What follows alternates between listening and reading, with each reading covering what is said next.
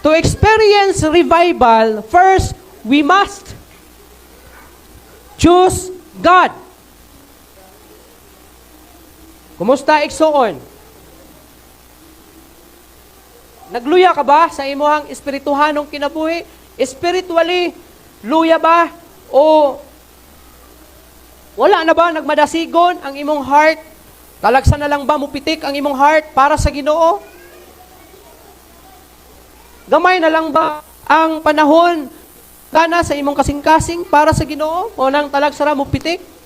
Now, aron ka ma-revive, aron ang imong heart ma-revive, mangandoy pagbalik sa Ginoo, mangita pagbalik sa Ginoo, mga lagad pagbalik sa Ginoo, kinahanglan nimo nga pilion pag-usab ang Ginoo sa imong kinabuhi. Kay basin unya ug ikaw mitalikod nganha kaniya. Ingon pagani diha sa Revelation. Isa sa mga church draa sa Revelation nagisgutan. One of the 7 church mingon sa nga ang saway ko lamang diha kanimo nga ikaw mitalikod na kanako.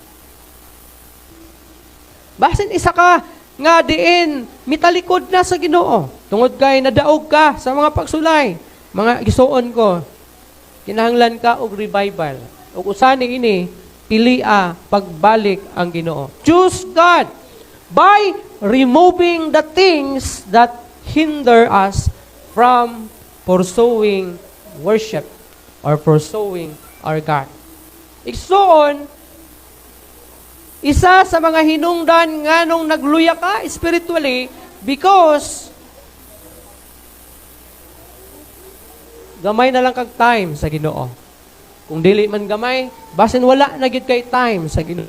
Because tanan nga mga butang imuhang gitugutan unang pagatagaan nimo og priority diha sa imong kinabuhi labaw sa Ginoo.